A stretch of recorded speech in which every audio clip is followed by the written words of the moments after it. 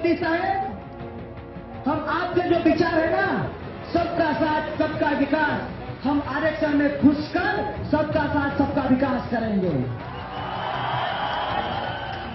हम महाराज जनरल में तो एससी ओबीसी वाले को लगता होगा यार ये तो हमसे दूर है, तो सवर्ण है।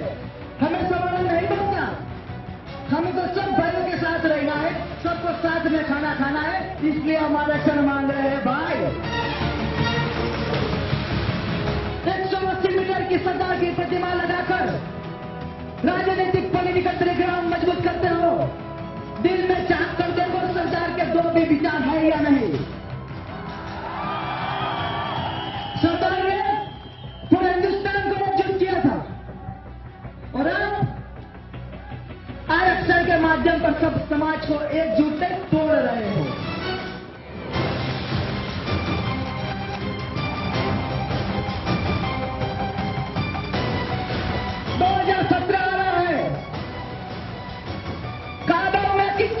कभी करेगा, कमल कभी उगेगा भी नहीं।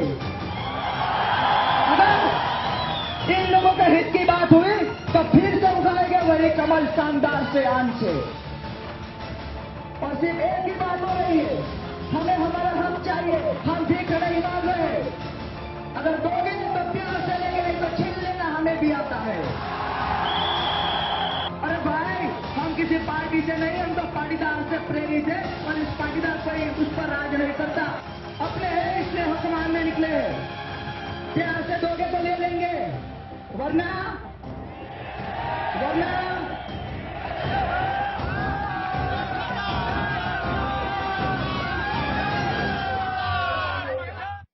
नमस्कार। प्राइम टाइम में गुजरात के अहमदाबाद की महारैली।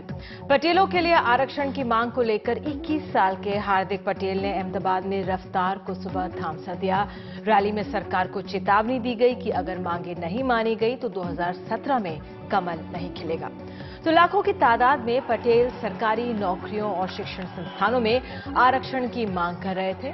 अभी कुछ ही देर पहले खबर आई है कि हार्दिक पटेल को डिटेन कर लिया गया है। बड़ी तादाद में पुलिस बल वहां पे पहुंचे हुए हैं और यहां पे एक तरह से लाठी चलाई गई क्योंकि परमिशन एक समय के बाद की नहीं थी। बहरहाल हार्दिक पटेल को समय खत्म होने के बाद भी धरने और रैली के लिए जीएमडीएसी मैदान में जमे रहने के लिए हिरासत में लिया गया और इससे पहले पुलिस ने उनके समर्थकों को लाठी चार्ज कर मैदान से खदेड़ दिया और मैदान खाली करा दिया। तो शायद ये अचरज की बात थी कि इतनी भारी भीड़ इकट्ठा हुई एक ऐसे नेतृत्व के साथ जिसके बारे में ज्यादा कुछ पता नहीं है। हार्दिक पटेल एक व्यापारी का बेटा है जो बीजेपी समर्थक रहे हैं और आम आदमी पार्टी से भी जुड़े रहे। एक समय हार्दिक पटेल लोगों के मसले हल करता था, बंदूक के बल पर भी, और कई तस्वीरें उसकी बंदूकों के साथ दिखती हैं। और अब वो पटेल आरक्षण के मसले को उठाने में लग गया है। तेवर ऐसे हैं कि अभी हम प्यार से अपना हक मांग रहे हैं, वरना छीन कर भी ले सकते हैं। इतनी भारी भीड़ को देखकर सवाल उठते हैं कि पटेल जो हमेशा से आर्थिक और राजनीतिक तौर पर मजबूत समुदाय रहा है, उसको ये जरूरत क्यों पड़ी। राज्य में करीब 20% आबादी इनकी है। नरेंद्र मोदी के पास चिमनभाई पटेल से सत्ता आई और आनंदीबेन पटेल को उन्होंने सत्ता सौंपी है। आनंदीबेन के 18 सदस्यों के कैबिनेट में 6 मंत्री पटेल हैं। 120 विधायकों में 40 पटेल विधायक हैं। आनंदीबेन पटेल ने हार्दिक की मांग को ठुकरा दिया, लेकिन मंत्री नितिन पटेल की अध्यक्षता में 6 मंत्रियों का पैनल बनाया जो समस्या को सुलझाने में लगा हुआ है। गुजरात की मुख्यमंत्री आनंदी पटेल का कहना है कि एक नकारात्मक आंदोलन समाज, समुदाय और सरकार के लिए अच्छा नहीं है। पहले भी आंदोलनों ने जो गरीब और सामान्य नागरिक से उनके रोजगार के अवसर छीन लिए हैं। हिंसा और तनाव का अर्थव्यवस्था पर बुरा असर पड़ता है। पटेल समुदाय का प्रभाव ऐसा है, आपको बता दें कि हीरक का कारोबार ही नहीं जिसमें 80% से ज्यादा एक्सपोर्ट होता है, बल्कि रियल एस्टेट, शिक्षा ट्रस्ट, ग्राउंडनट ऑयल लॉबी, जमीन और अमीर किसान पटेल समुदाय से ही आते हैं। लेकिन अब यह समाज सरकारी नौकरियों और शिक्षण संस्थानों में आरक्षण की मांग कर रहा है। इसको साथ देने के लिए जाट और गुर्जर समाज तैयार है। नीतीश कुमार ने अपना समर्थन दे दिया है, वहां पे चुनाव भी हैं। उनका कहना है कि राज्य सरकार को उनकी मांग सुननी चाहिए।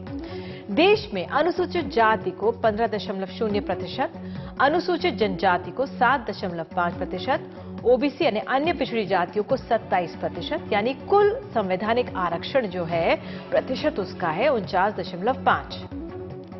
सामान्य के लिए 50.5% है जो सभी के लिए खुला, एसटी, एससीज और ओबीसीज भी। तो सरकार ने पिछले साल मार्च 2014 में यूपीए सरकार ने एक नोटिफिकेशन जारी किया था जिसमें जाटों को ओबीसी कैटेगरी में शामिल किया गया था। सुप्रीम कोर्ट ने मार्च में इसे खारिज कर दिया था। केंद्र सरकार ने दोबारा गौर करने के लिए याचिका दाखिल की जिसे 22 जुलाई इसी साल को सुप्रीम कोर्ट ने दोबारा गौर करने से मना कर दिया। तो समझेंगे गुजरात में पटेल आरक्षण की इस मांग को। तो आइए आगे बढ़ते हैं।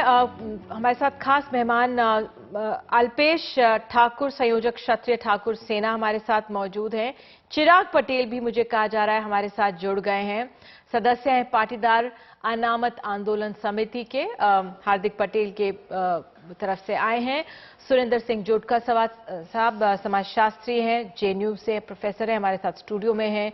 ओवी सिंह अध्यक्ष ओबीसी आरक्षण रक्षा समिति के हमारे साथ यहां पर मौजूद हैं।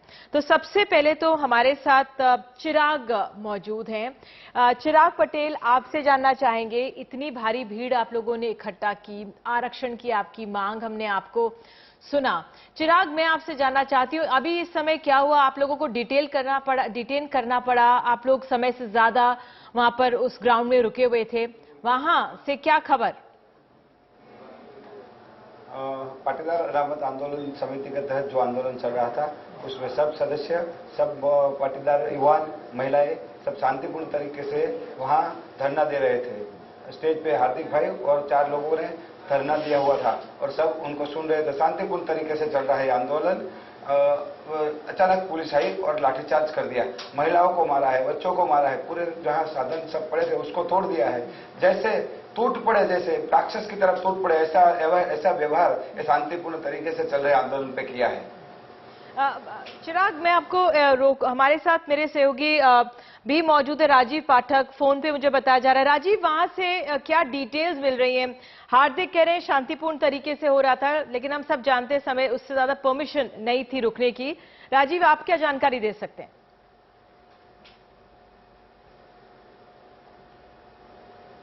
रुकने के लिए ये कार्रवाई की है, लेकिन जिस तरह से पुलिस ने कार्रवाई की है उसको लेकर बहुत से सवाल उठ रहे हैं, क्योंकि पुलिस ने कोई चेतावनी नहीं दी, पुलिस ने आके किसी तरह से लोगों से नेगोशिएट करने की कोशिश नहीं की।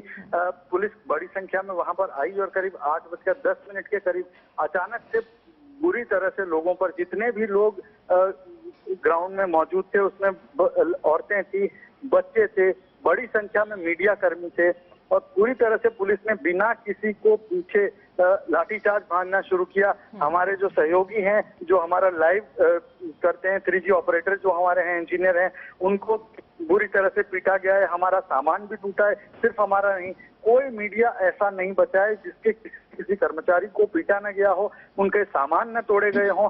लाइव करने की जो वैन्स हैं अलग अलग चैनल्स की, वो तोड़ी गई हैं।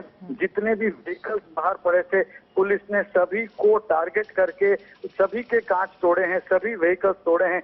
पुलिस एक तरह से, ऐसा लग रहा था कि पुलिस एक तरह से अपनी जो आमतौर पे ऐसा लगता है कि हिंसा जब भीड़ करती है, वैसी पुलिस आज हिंसा पे उतारू थी। इस तरह का एक माहौल वहां पर पूरी तरह से नजर आ रहा था। जी राजीव, मैं शुरुआत में आपकी आवाज सुन नहीं पा रही थी।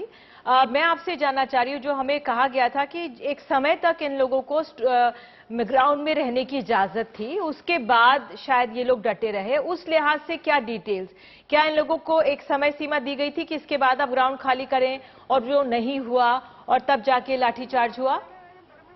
देखिए, जो सूचना जो हमें है उसके मुताबिक शाम 5 बजे तक इन्हें ग्राउंड खाली करना था, लेकिन उसके बाद चूंकि ये जब तक सीएम ना आए तब तक अनशन पे बैठने का जो सुबह फैसला किया गया, उसके बाद से लगातार ये लोग ग्राउंड में ही थे। साफ तौर पे पुलिस ने उसी के बहाने कार्रवाई की गई है। पुलिस की कार्रवाई पर सवाल नहीं उठ रहे हैं। जिस तरह से पुलिस ने, एक तरह से कहें कि हिंसक तौर पे पुलिस ने जो कार्रवाई की है उस पर सवाल उठ रहे हैं, क्योंकि उन्होंने कोई चेतावनी नहीं दी, कोई नेगोशिएशन नहीं किया। वहां पर बड़ी संख्या में लोग मौजूद थे। हार्दिक पटेल को अरेस्ट करके किसी अज्ञात जगह पर ले जाया गया है। वो ये सारी बातें समझ में आ रही थी, लेकिन पुलिस ने किस तरह से वहाँ हिंसाचार किया है, जिस तरह से लोगों को एकदम बेरहमी से पीटा है, उस पर बहुत बड़े सवाल उठ रहे हैं कि क्या ये पुलिस की कार्रवाई, इस तरह की कार्रवाई क्या पुलिस करने के लिए क्या उनको पूरी छूट है कि वो एक तरह से गुंडागर्दी करें? ठीक है, ये सवाल है राजीव, लेकिन मैं आपसे जानना चाहती हूँ, जिस समय कार्रवाई हुई अभी कुछ ही देर पहले हुई है, कितने लोग होंगे उस मैदान में और कितने पुलिस बल आए होंगे? क्योंकि अभी दृश्यों में हमें ज्यादातर पुलिस वाले नजर आ रहे हैं। जी, दृश्यों में ज्यादातर पुलिस वाले नजर आ रहे हैं। भीड़ कम से कम ग्राउंड में जो हमारा अंदाजा है कि करीब करीब 2 से 2,500 लोग थे। उसके अलावा बड़ी संख्या में करीब 200 के करीब मीडिया कर्मी वहां पर मौजूद रहे होंगे और हर गाड़ियां सैकड़ों की संख्या में थी। उसके बाद पुलिस बल बहुत बड़ी संख्या में, बहुत बड़ी तादाद में आए हैं, जो ऐसा एक तरह से कहें कि कंपनियां उतरी और बड़े पैमाने पर लाठीचार्ज किया गया। तो पुलिस की संख्या भी बहुत बड़ी थी और उन्होंने पूरी तरह से उतरते ही मैदान खाली करवाने के लिए, लाइट बंद करवाने की कोशिश की और जो भी लोग मौजूद थे ग्राउंड में उन सबको पीट कर भगाया है वहां। ठीक है, आपने जानकारी दी राजीव पाठक, बहुत बहुत शुक्रिया। और जैसे और जानकारी मिलेगी या विजुअल्स मिलेंगे हम आपके पास आएंगे। तो स्टूडियो में लौटते हैं। ज्योतिका जी, आप एक समाजशास्त्री हैं गुजरात से। कुछ दिन पहले हम अखबार में देखते हैं कि एक अखबार में फ्रंट पेज में हार्दिक पटेल की फोटो छपती है कि भाई ये लड़का बंदूक उठाकर सामने आ रहा है, पटेल नेतृत्व। और अब इतनी बड़ी रैली, तमाम चीजें इनके सामने, अब इनके बारे में सामने आ रही है। किस तरह से देखेंगे आप आज की घटना को, जो इतनी एक महारैली होती है, फिर ये इतना, अब ये जो एक तरह से पुलिस बल का प्रयोग किया गया? ये काफी इन सेंस एक्सटेंडेड प्रोसेस है। ये गुजरात अपने आप में एक आइसोलेटेड केस नहीं है। हमने पीछे देखा है, पहले यहाँ पे जाटों में मोबिलाइजेशन हो रहा था, महाराष्ट्र में मराठों में मोबिलाइजेशन हुआ है, कुछ इनकरेज भी किया गया था इनको स्टेट की तरफ से। लगता है कि हाँ, इस तरह से अगर आप कॉन्स्टिट्यूएंसी बना लेंगे तो उससे आपको वोट मिलेंगे। तो कई तरह की पॉलिटिक्स भी है उसमें, लेकिन एक सामाजिक प्रोसेस भी है जिसके कारण, जो जैसे आप कह रहे हैं, इतने सारे लोग अगर आ रहे हैं रैलीज में, तो उसको भी समझना जरूरी है। तो जो मेरे को लगता है वो ये है कि पिछले जो 20-25 साल में देश का विकास हुआ है, उसमें जो गांव से जुड़े हुए लोग थे वो गांव से टूट रहे हैं बड़ी बुरी तरह से। और जो कुछ लोग जैसे यहाँ पे गुजरात में सबसे पहले थे, ये जो पटेल लोग खेतीबाड़ी से निकल के बिजनेस में आ गए थे। अब वो 2-4-5% तो कामयाब हो गए हैं बिजनेस में। बाकी जो 70-80% है वो अभी या तो खेती से जुड़े हैं या शहर में आके छोटी मोटी नौकरियों में पड़े हुए हैं। और शहर में जब आते हैं कि शहर का जो बिजनेस है, शहर की जो जिंदगी है, शहर के जो रिसोर्सेज हैं, वो अभी भी कुछ कम्युनिटीज के पास हैं। वो जो पुराने बैठे हैं वहां पे, जो ब्राह्मण होंगे या अपर कास्ट अग्रवाल बनिया, तो वो जो एक नए तरह का एक कॉन्फ्लिक्ट निकल के आ रहा है, जो एक गांव से निकल के लोग शहरों में आ रहे हैं और जो शहरों में पुराने बैठे हैं। जो पुराने बैठे हैं उनकी नेचुरली अपनी एक रिसोर्सेज हैं, अपने नेटवर्क्स हैं, वो बिजनेस पे उनका कंट्रोल है, वो आपके जो इंस्टीट्यूशन है प्रीमियर उसमें भी चले जाते हैं। इन लोगों को कम्पीट करने के लिए, क्योंकि first generation second generation literates हैं, तो वो एक नए किस्म की निराशा है और एक एस्पिरेशन है शहरी जिंदगी जीने का, एस्पिरेशन है शहरी नौकरियां लेने का, हाँ, एजुकेशन में जाने का। चिराग पटेल, मैं आपके पास आऊंगी। हमने अभी जो वहां पर स्थिति हो रही है उस ग्राउंड में, वो हमने समझा, आपने सुना होगा, राजीव पाठक ने, हमारे सहयोगी ने हमें बताया।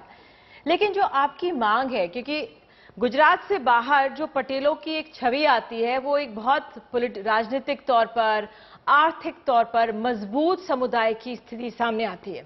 लेकिन जब हम विजुअल्स में, टीवी में आज इतनी बड़ी रैली देखते हैं कि लाखों में लोग मौजूद हैं, तो हम सवाल उठता है कि भाई ऐसी स्थिति पटेलों की क्यों आ गई कि उनको आरक्षण की मांग करने पड़ रही है?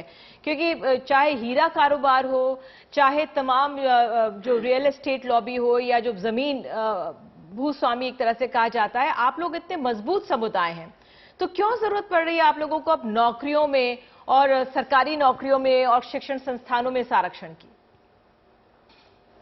आप हीरा कारोबार की बात कर रहे हैं, तो हीरा कारोबार कर समझो कि इनका मालिक पटेल है, मगर उनके काम करने वाले मजदूर भी पटेल है और उसमें भी मंदी है।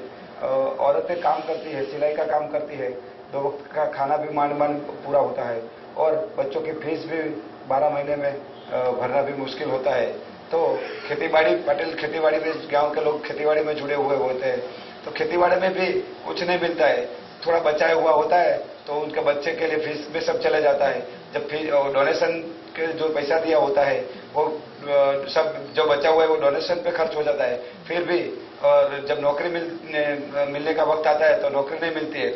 इसलिए ये सब फैक्टर देखें तो पटेल समुदाय जो आप देख रहे हैं, समझ रहे हैं, ऐसा नहीं है। हाँ, 5-10% लोग अमीर है, बहुत अमीर है, मगर 80-90% समाज पूरा मिडिल क्लास है और लोअर क्लास पे है। इसलिए पटेल, अरे आप अहमदाबाद की आज रैली देखे तो क्या कोई मैनेजमेंट करके इतनी रैली बड़ी हो सकती है? कभी नहीं। ये राजकीय पार्टियों ने भी रैली इतनी बड़ी, कभी इतनी रैली में इतनी भीड़ नहीं होती। तो क्या ये क्या स्पष्ट निर्देश है कि पाटीदार युवाओं को नौकरियां नहीं मिल रही है? ये पाटीदार का आक्रोश है, इसलिए इतनी सारी भीड़ रोड पर कुछ ही प्रतिशत जो पटेल समाज में जो लोग हैं वो आगे बढ़ रहे हैं, वो संभ्रांत माने जा सकते हैं, लेकिन जो एक मोटा तबका है करीब 80% का, वो अभी पिछड़ा हुआ है। उसको जरूरतें हैं, जैसे हमारे देश भर में तमाम समुदायों को है।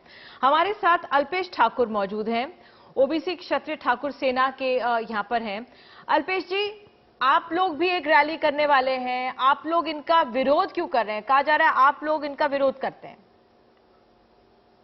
देखिए, हम इनका विरोध नहीं कर रहे हैं। ये जिस तरह की मांगे रख रहे हैं, ये पाटीदार समाज गुजरात का सबसे समृद्ध समाज, और एक और ओबीसी की अब बात कीजिए। ओबीसी गुजरात में इतना पिछड़ा हुआ तबका है, और एक अकेला ओबीसी नहीं, ओबीसी, एससी, एसटी तीनों जो आरक्षण में आते हैं उनका कोई विकास नहीं हुआ है। आप गांव में जाओ, उनका एजुकेशन स्तर बहुत नीचा है। आप गांव में जाओ, मजदूरी करते वो लोग। आप गांव में जाओ, अभी भी कच्चे मकान में रहते। और ये जिस तरह का आंदोलन है, ये पूरी तरह का आंदोलन ही गलत है, क्योंकि एक और सब अमीर लोग हैं, एक और गरीब लोग हैं, ओबीसी, एससी, एसटी वाले। और ये भेद हमने नहीं बनाया, भेद इन्होंने बनाया। भेद इन्होंने बनाया, इंडस्ट्रियलिस्ट ये लोग हैं, सब सेल्फ फाइनेंस कॉलेज इनके पास है, सभी तरह की सुख भी इनके पास है, एमएलए इनके ज्यादा है, और सभी एजुकेशन संस्थाएं सब इनकी है, सभी कुछ इनके पास है, फिर भी बोल रहे हमारे पास नहीं है। आपको बता दूं, गुजरात में 44% गुजरात की जो नौकरियां है इनके पास है, और ओबीसी के पास 15% भी नहीं है। तो देखिए, गुजरात में 54% आबादी ओबीसी की है और पाटीदार की आबादी 12.25%। अब इस तरह की अब प्रोपोगंडा चला रहे हैं कि बोले डॉक्टर 40% वाला डॉक्टर बन जाता है। अब ऐसा तो हुआ भी नहीं है। और देखिए, अगर 40% वाला डॉक्टर बनता है तो किसका बनता है? पाटीदार का बनता है, क्योंकि वो डोनेशन हम नहीं दे पाते। वो बेंगलोर जाके भी बन सकते हैं, और सेल्फ फाइनेंस में उसका कोई होता नहीं, उसका तो डोनेशन ही देना होता है। और फिर भी आज जिस तरह की रैली हुई, हमारी बातें यही थी, अगर आप आते हैं आरक्षण के अंदर, आप अर्जी दीजिए, उसका सर्वे कीजिए, और अगर आपकी मांगे हैं तो सरकार के पास जाइए। सरकार बुला रही है आपको तो सरकार के पास जाना चाहिए और सरकार की बात सुननी चाहिए। कहना है कि जो इतनी भारी मात्रा में जो ये लोग आए, इकट्ठा हुए, किसी ने इकट्ठा नहीं किए, मैनेज नहीं किया है। इनका शब्द ये था कि मैनेज किसी ने नहीं किया है, लोग पीड़ित हैं इसलिए ये आए हैं। अरे देखिए, जो आए थे वो उनको तो 4 दिन से ड्राई फ्रूट का शीरा खिलाया जा रहा है। जो आए थे उनको अच्छी होटलों में और रेस्टोरेंट में रुकाया गया था। जो आए थे वो बीएमडब्ल्यू और मर्सिडीज वाले थे। अब देखिए, जो आए थे सब वाइट एंड व्हाइट में थे। जी, जो आए थे सब, आप देखिए उनके फेस रीडिंग, वो बहुत ही ज्यादा सुखी वर्ग से लोग आए थे। हमारी रैली और इनकी रैली की कंपैरिजन किए, हमारी रैली में मासूम लोग आए थे, लाचार लोग आए थे, जिनका विकास ओबीसी तो मिला पर विकास तो कुछ हुआ ही नहीं। मैं यही जानना चाहता हूं कि गुजरात की पूरी सवर्ण जातियां ओबीसी को ऐसा क्या मिल गया कि आप लेने आ गए?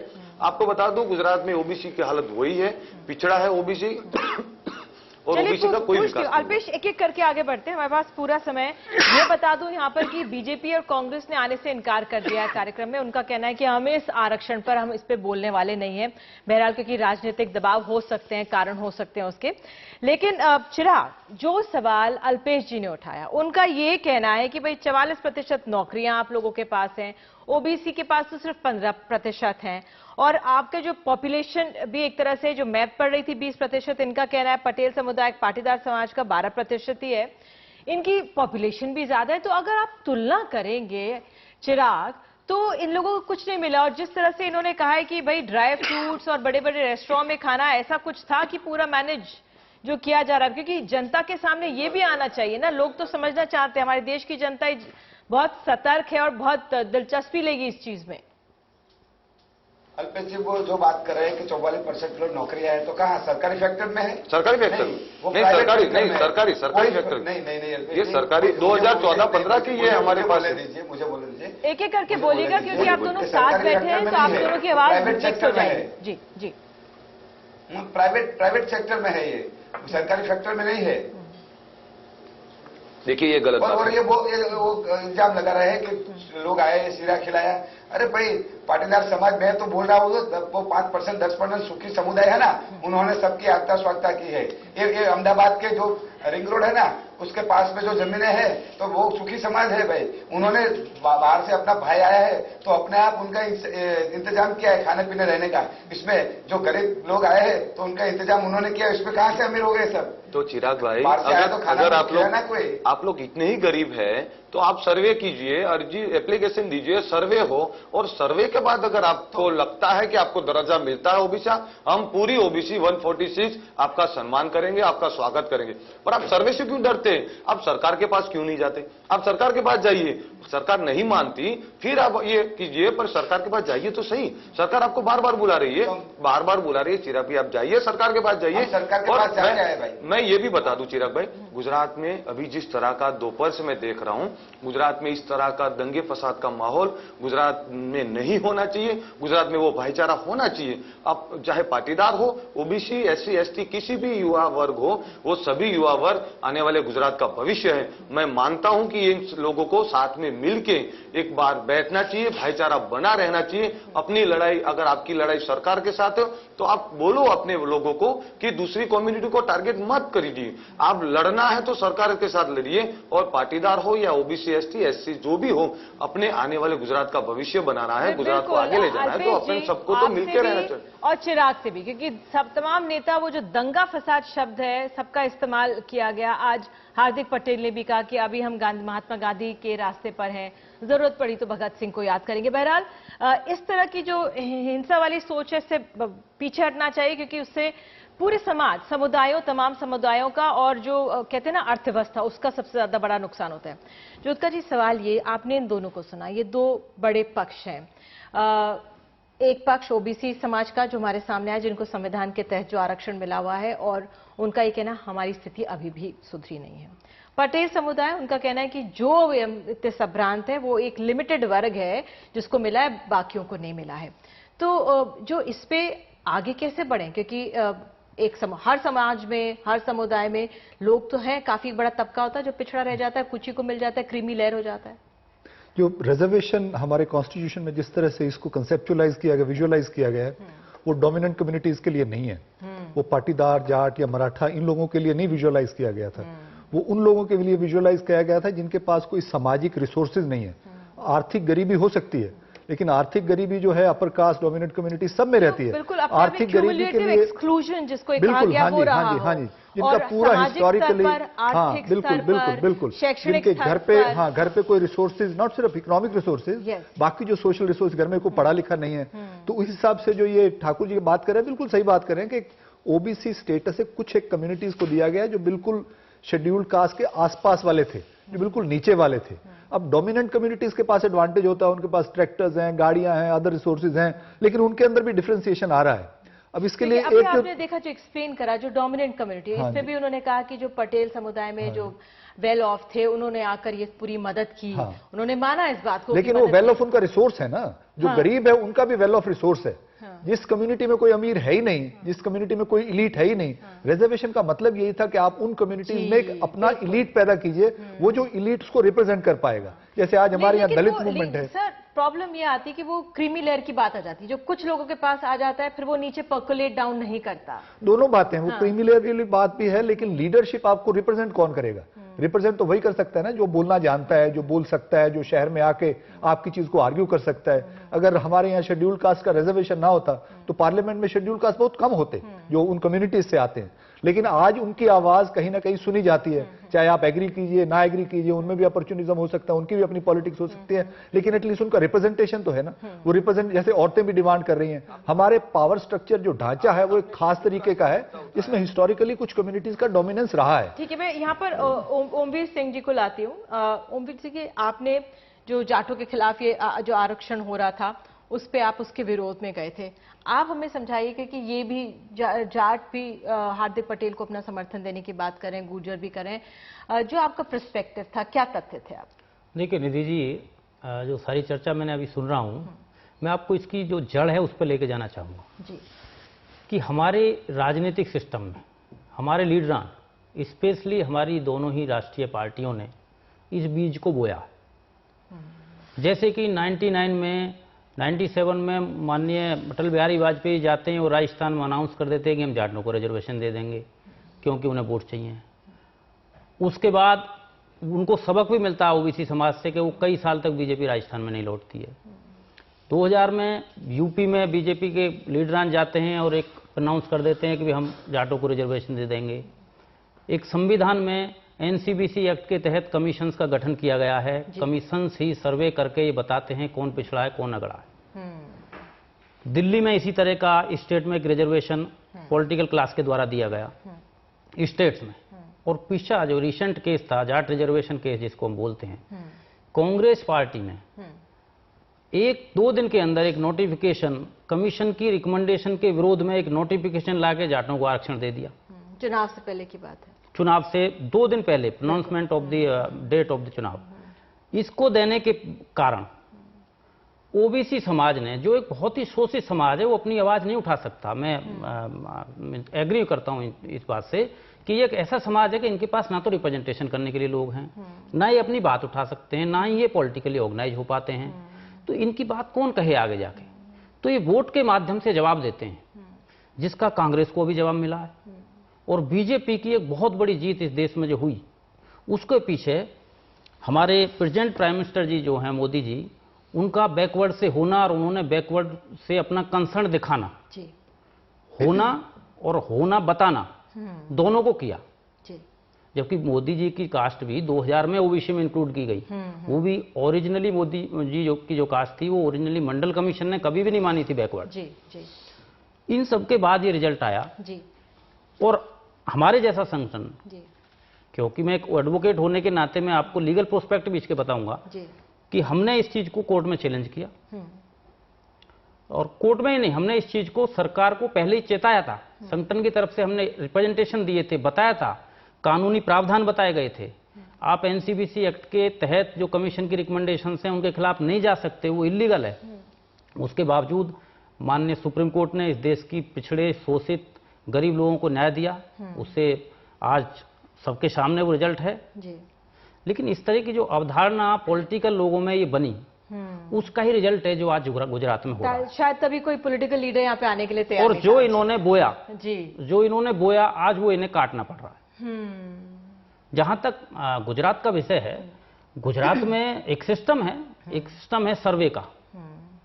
अगर कोई जाति क्लेम करती है टू बी बैकवर्ड, तो उस सिस्टम है, उसका प्रॉपर सर्वे किया जाना चाहिए। उनमें अगर कुछ लोग ऐसे मिलते हैं तो उसको वो एक अलग कंसिडरेशन है। पहले भी समझ रही थी चर्चा की इस मसले पर, तो प्रोफेसर विवेक कुमार जो आए थे उन्होंने बताया कि जो पटेल गुजरात में हैं वो अलग उनके मायने होते हैं और जो उत्तर प्रदेश में पटेल होते हैं उनके बिल्कुल अलग मायने होते हैं। उनको बिल्कुल देखिए निधि जी, मैं एक और चीज क्लियर कर दूं कि पटेल कोई जाति नहीं है। अच्छा। डिफरेंट जाति के लोग पटेल लिखते हैं, लाइक पाटीदार पटेल, कड़वा पटेल, लेवा पटेल। कड़वा पटेल ऑलरेडी स्टेट ओबीसी में हैं और कुर्मी समाज भी पटेल लिखता है यूपी में। तो पटेल एक जाति नहीं लिख रही है, कई जातियों का समूह तो पटेल जो बिहार लिखता के कुर्मी है वो उससे कनेक्ट करते हैं अपने आप को, वो कुर्मी है, कनेक्ट करते हैं, इसीलिए आज एक नाम भी लिया गया नीतीश कुमार ने। उन्होंने समर्थन भी दिया है और उन्होंने कहा है कि वो हमारे समाज के। बिल्कुल ये समझना चाहिए जनता को, ये समझना है, क्योंकि ये जो तस्वीरें आ जाएं उसके बाद फिर एक 22-21 साल का युवा लड़का, उसके साथ इतनी भारी भीड़, वाकई में चर्चा है कि वाकई में समाज पिछड़ा हुआ है। ये एक राजनीति के लिए आगे बढ़ा जा रहा है। ये भी अपने आप में एक संदर्भ आ जाता है। तमाम चीजें, कौन सी फोर्सेस हैं किसी के पीछे, ये भी एक बड़ा सवाल रहता है। चिराग, में आपसे, आपने अभी सुना ओमवीर सिंह जी को, उनका ये कहना था, और जो अभी तक थोड़ा ये समझ में आया कि जो हमें आरक्षण मिला है संविधान के तहत जो मिलता है, वो ऐतिहासिक तौर पे जो पिछड़े रहे, जिनको आगे आने का मौका नहीं मिला, जो तमाम संदर्भों में हम कह सकते हैं आर्थिक, राजनीतिक, सामाजिक, जिनको जगह नहीं मिलती, जिनको अछूत समझा जाता था, उन लोगों को आरक्षण मिला था कि वो आए। तो उस लिहाज से तो जो पटेल समुदाय हमारे गुजरात का है वो तो उस कैटेगरी में आता ही नहीं है। और जो पिछड़ापन है वो तो हमारे देश में हर जगह है, हर किसी को देख सकता है, अमीर तो बहुत कम होते हैं। तो उस लिहाज से जो आपकी मांग है क्या कमजोर नहीं पड़ती है? नहीं, वो कैटेगरी क्यों क्या बोलते हैं? कैटेगरी जो ओबीसी में है वो भी मजदूरी करते हैं, वो भी खेती बाड़ी करते हैं, पाटीदार है वो भी खेती बाड़ी करते हैं, मजदूरी करते हैं, पशुपालन का धंधा करते हैं, तो सबका धंधा तो एक है। और सर्वे की बात हुई तो सर्वे तो कीजिए, आप सर्वे कीजिए, गांव में भी पाटीदार गरीब है और जो ओबीसी में भी है तो ओबीसी में भी अमीर लोग हैं। तो कितने साल से सर्वे नहीं किया है? सर्वे को आगे बढ़ाइए, जो भी गरीब है उनको ये लाभ मिलना चाहिए। पर चिराग भाई, आपको मांगना चाहिए, आप एप्लीकेशन कीजिए, एप्लीकेशन तदुपरांत सर्वे होगा। देखिए, आप बोल रहे हैं ना कि हम गरीब है। आपने कभी देखा गांव में कि गुजरात का ओबीसी कितना पिछड़ा हुआ है? आपने देखा कभी गुजरात में ओबीसी का एजुकेशन स्तर कितना पिछड़ा हुआ है? गुजरात में अभी जो मॉडल बनाया जा रहा है कि विकासशील गुजरात, सही में बताऊं मैं आपको, ओबीसी का विकास किसी भी महीने में नहीं हुआ। मैं मेरी कम्युनिटी की बात करूं, ठाकुर कम्युनिटी अभी भी इतनी बैकवर्ड है कि हमें लगता है कि हमारी कम्युनिटी का पॉलिटिकली, यानी गुजरात की गवर्नमेंट ने प्रतिशत 1 या 2% होगा हमारी नौकरियों का, हम नौकरी में भी नहीं है। और गुजरात, इन्होंने बोला ना प्राइवेट सेक्टर, गुजरात सरकार में 44% इनका आरक्षण का नौकरियों में है प्रतिशत, और हमारा कुछ नहीं है। और जातियां तो बहुत डाली गई, अभी वो बोले बहुत 81 थी, अब 146 हो गई, और 27% तो वहीं का वहीं रहा। नहीं अल्पेश जी, सवाल ये उठता है क्योंकि हम गुजरात को जब से लोकसभा चुनाव हुए हैं एक रोल मॉडल स्टेट के तौर पर देखते हैं। हम एक ऐसे गुजरात की बात सोचते हैं जहां पे गुजरात में हर चीज में लोग धीरे धीरे आगे बढ़ ही रहे हैं, लेकिन जब एक जो बहुत संभ्रांत समाज है वो इतने आरक्षण के लिए सामने आता है तो सवाल उठते हैं कि भाई क्या ऐसा है कि उसका जो निचला तबका है पटेल समुदाय का वो वाकई में उसकी स्थिति इतनी खराब होगी? आप कुछ कहना चाह रहे थे? जो गरीब की बातें बहुत ज्यादा की जा रही हैं, मैं इस पे एक क्लियर कर देना चाहता हूं कि संविधान में 16(4) और 15(4) में जो डिफाइन किया गया इस आरक्षण को, उसमें जो मेन इसकी जो इम्पोर्टेंस दी गई है वो सामाजिक पिछड़ेपन को दी गई है। जाति का या ग्रुप का सामाजिक रूप से पिछड़ापन होना जरूरी है अगर उसको बैकवर्ड कहा जाना है। ये खाली शैक्षिक और सामाजिक पिछड़ेपन दोनों को किया गया था, लेकिन 16(4) ये कहता है कि 16(4) के अनुसार सामाजिक रूप से उस व्यक्ति को पिछड़ा होना जरूरी है, एक डोमिनेंट कास्ट। और इन रिसेंट केस जो सुप्रीम कोर्ट में हुआ है अभी जाट आरक्षण के विरुद्ध में, उसमें ऑनरेबल सुप्रीम कोर्ट ने कैटेगरिकली कहा है कि ये politically organised class can not be called backward. तो इन चीजों को हमें ध्यान में रखना पड़ेगा। पॉलिटिकली ऑर्गेनाइज है कि नहीं, क्योंकि मेरे पास कोई पॉलिटिकल रिप्रेजेंटेटिव यहाँ पे है नहीं। मैं जाट केस में बता रहा हूँ। लेकिन एक और इसके साथ जुड़ी बात जो आप मुझे 2 मिनट से कहा जा रहा है कि मैं एक ब्रेक ले लेती हूँ, एक ब्रेक ले लेते हैं। आप लोग भी रुकिएगा, एक छोटे से ब्रेक के बाद प्राइम टाइम में हम वापस लौट रहे हैं। इसके खबर के बहुत और पहलू हैं, उन पर गौर करेंगे, बने रहिए हमारे साथ।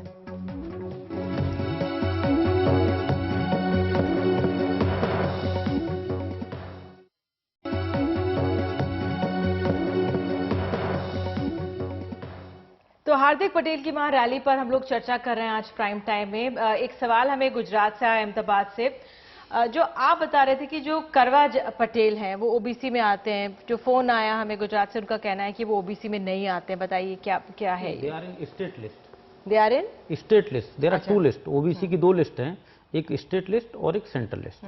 कुछ लोग, कई सारी जातियां स्टेट लिस्ट में बैकवर्ड हैं बट सेंट्रल लिस्ट में बैकवर्ड नहीं है, क्योंकि सेंट्रल लिस्ट के पैरामीटर्स अलग हैं। सेंट्रल लिस्ट की जो सेंट्रल लिस्ट है वो पूरी कंट्री को अफेक्ट करती है, कंपटीशन पूरे कंट्री के लोगों के साथ है। और जो स्टेट लिस्ट होती है वो स्टेट के लोगों के बीच में कंपटीशन होता है उसमें। तो स्टेट लिस्ट में एक कास्ट स्टेट लिस्ट में बैकवर्ड हो सकती है, सेंटर में नहीं हो सकती। और आप ये कह रहे थे कि जाति आज सच नहीं है, पटेल जाति। नहीं, कास्ट जो है ना अपने आप में कोई ऑल इंडिया सिस्टम नहीं है। हर रीजन का एक अपना कास्ट का हायरार्की है, उसमें अलग अलग कम्युनिटीज हैं। अब ये पटेल जो है ये टाइटल है, ये लोगों ने अपने साथ लगा लिया, बहुत सारी कम्युनिटीज होंगी। तो ये रिसेंट फॉर्मेशन है, पटेल हो गया, यादव हो गया, दीज आर रिसेंट फॉर्मेशंस।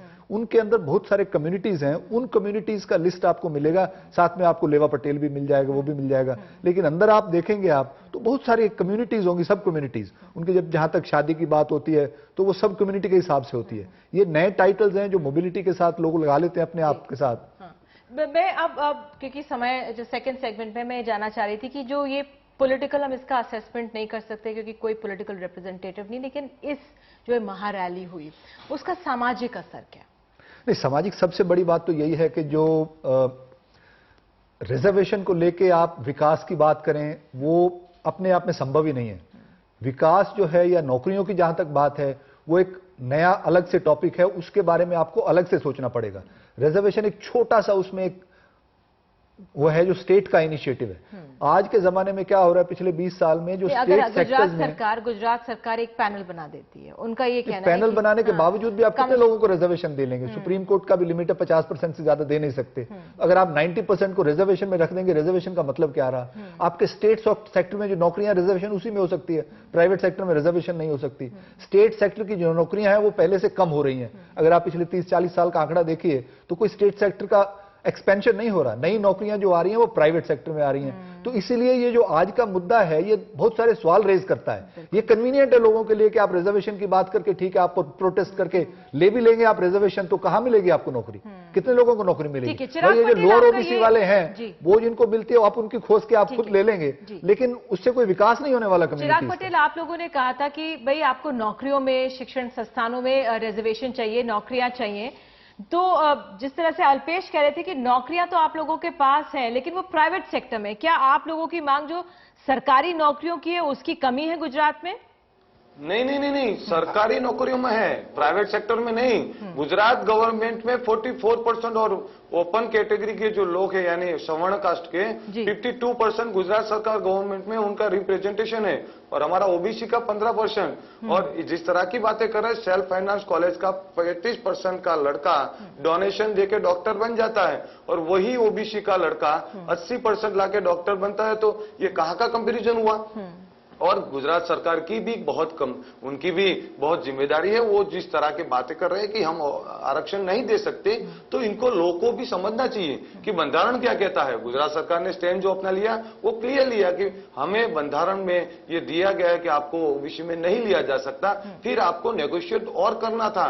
आपकी जो मांगे थी सरकार के पास बैठना था कि चलो ओबीसी नहीं दे सकते और क्या दे सकते हो। चिराग पटेल, आगे का क्या रास्ता है? सरकार ने एक पैनल बनाया है, आपके अल्पेश जी बार बार कह रहे हैं आप लोग सर्वे क्यों नहीं करा देते, क्या उसकी कमी है? कमीशन बनेगा तभी चीजें सुलझ सकती हैं, रास्ता निकल सकता है?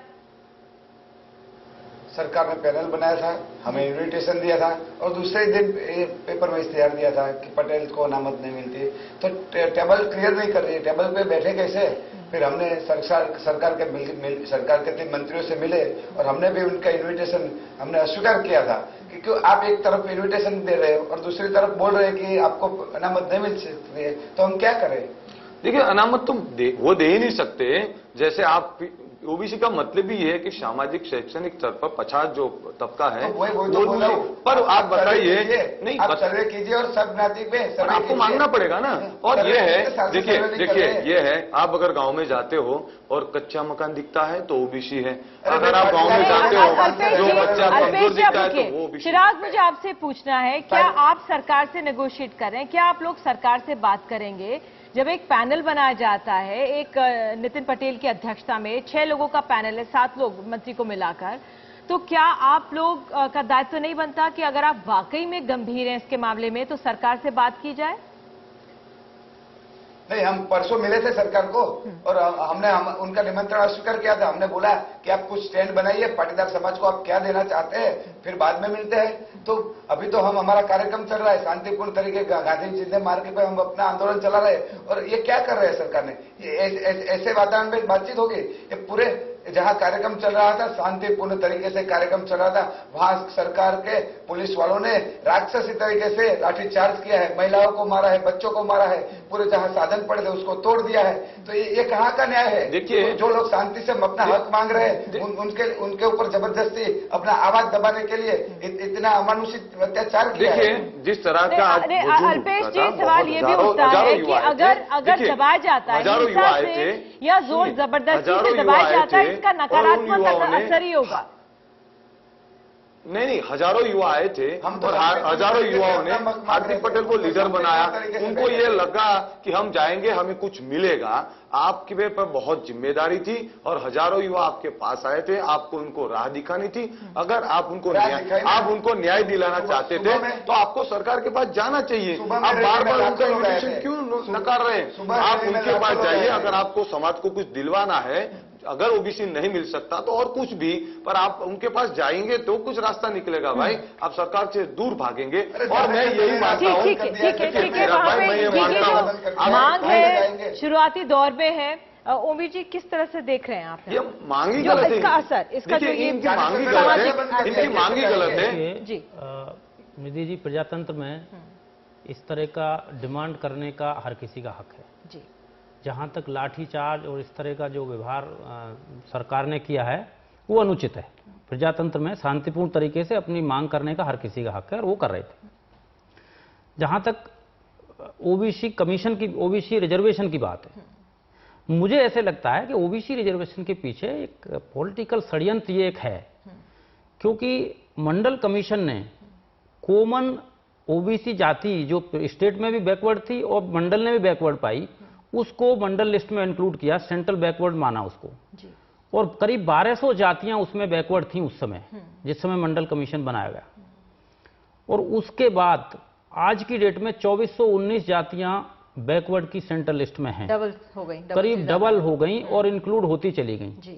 जबकि इंदिरा साहनी केस के बाद जो एनसीबीसी एक्ट 1993 बना, उस एक्ट में ये प्रावधान दिए गए थे कि एवरी 10 ईयर्स के बाद रिव्यू होगा, सर्वे किए जाएंगे जातियों के कि कौन सी जाति अप हो गई है, that is to be excluded, उनको निकाल दिया जाए। और अगर कोई और जाति नई पाई जाती है जो गरीब है, शोषित है, डिप्रेस्ड है, उनको ओबीसी में लिया जाए। इस तरह की एक इवॉल्विंग सिस्टम एक्ट में दिया गया था। लेकिन हमारी सरकारें राजनीतिक कारणों से इंक्लूड तो करती रहती हैं, कभी उस पर गौर नहीं दिया सरकारों ने, और उस गौर ना देने के कारण आज ये सिचुएशन है कि हर जाति किन्हीं किन्हीं कारणों से ओबीसी में भागना चाहती है। तो मैं ओबीसी की रक्षा समिति की तरफ से तो ये कह सकता हूं कि ओबीसी को खत्म करने का ये एक षड्यंत्र है कि भाई ओबीसी रिजर्वेशन में सारी ही जातियां इंक्लूड कर दी जाए। 60% पॉपुलेशन देश की आज ओबीसी जातियों में है, ओबीसी लिस्ट में है।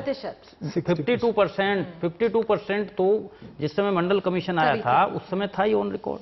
ऑब्वियसली स्ट्रेंथ बढ़ी है, तो 60 to 65 इवन पॉपुलेशन देश की बैकवर्ड है, और वो बैकवर्ड ऑलरेडी डिक्लेयर्ड है, लिस्ट में है।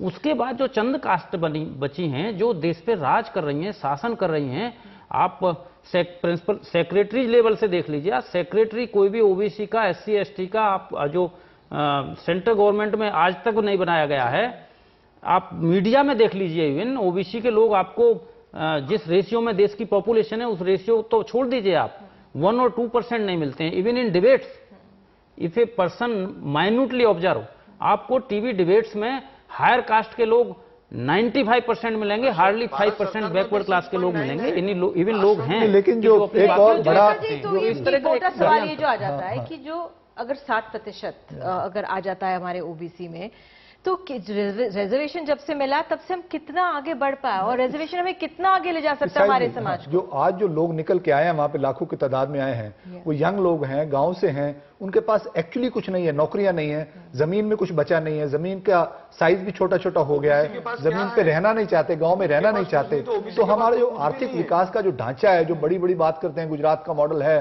हमारे पास न्यू लिबरल डेवलपमेंट हो रही है। अब हुआ क्या है, पिछले 25 साल में देश का विकास हुआ है, लेकिन सारा का सारा जो विकास हुआ है वो एक स्मॉल कम्युनिटीज का हुआ है, कुछ लोगों का हुआ है, और उसमें नया जॉब क्रिएशन बहुत कम हुआ है। अगर हुआ भी है तो बिल्कुल इनफॉर्मल लेवल पे हुआ है। उस इनफॉर्मल लेवल में ये लोग जाना नहीं चाहते, सरकारी नौकरियां है नहीं, इससे कुछ होने वाला नहीं है। यही है कि नया एक पॉलिटिकल इलीट आ जाएगा, उस पॉलिटिकल इलीट के लिए तो ये यूजफुल है, लोगों को मोबिलाइज करना ओबीसी के नाम पे।